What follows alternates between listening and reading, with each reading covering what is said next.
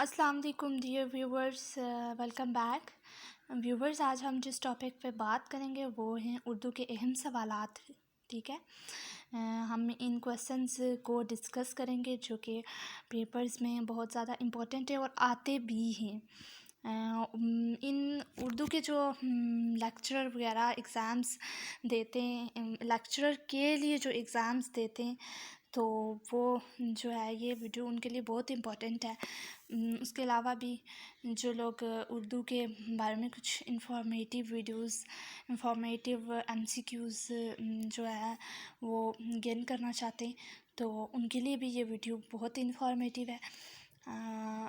अपनी video start करते हैं। डिफरेंस आपको पता है कि नंबरिंग क्वेश्चंस हैं और एरो जो लगाए गए हैं ये इनके आंसर हैं।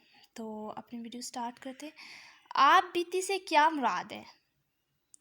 जिसमें इसका आंसर है जिसमें कोई शख्स अपनी ज़ाती ज़िंदगी के तजर्बात बयान करे। ठीक है, आप बीती से मुराद अपनी ज़ाती ज़िंदगी के कोई तजर्बात बयान करे, मतलब अपनी ज़ाती ज़िंदगी की कोई किस्सा कहानी बताए। स्वाह निगारी किसे कहा जाता है? तो इसका आंसर है जिसमें मुसन्नफ़ किसी दूसरी शख्सियत के हालात ज़िंदगी बयान करे।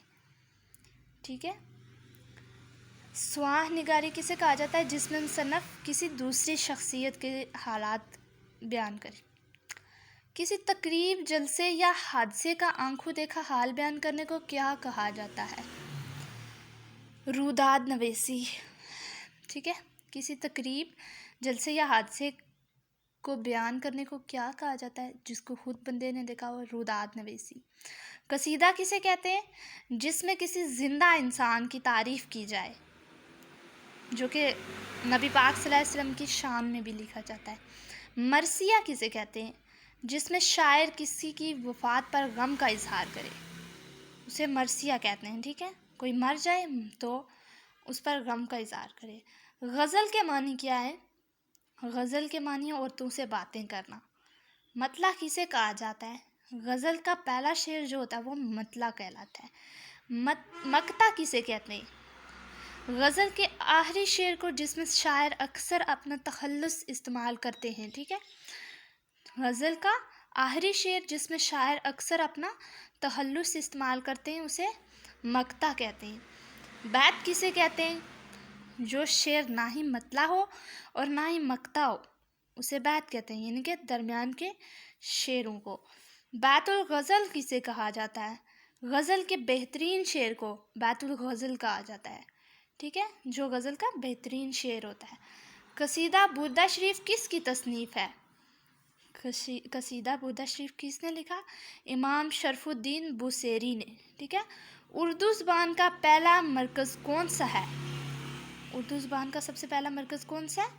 तो दिल्ली है। ठीक है, दिल्ली उर्दू ज़बान का पहला मरकज़ है। नेक्स्ट पेज पे चलते हैं। खुदाए सहन किसको कहा जाता है? मीर तकी मीर को। उर्दू अदब की जेन आस्टन कौन है? बुशरा रहमान। ऊद हिंदी किस के खतूत का पहला मजमुआ है? गालिब के खतूत का पहला मजमुआ ऊद हिंदी है। ऊद हिंदी में कितने खतूत हैं? 162 खतूत हैं।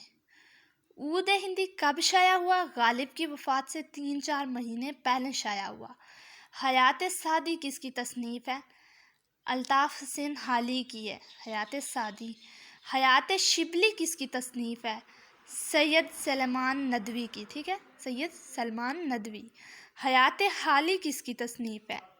सैयद मोहम्मद फ़ारूक की। उर्दू ज़बान के तकरीबन कितने अल्फाज हैं? अब ये क्वेश्चन इम्पोर्टेंट है। उर्दू ज़बान के कितने अल्फाज हैं?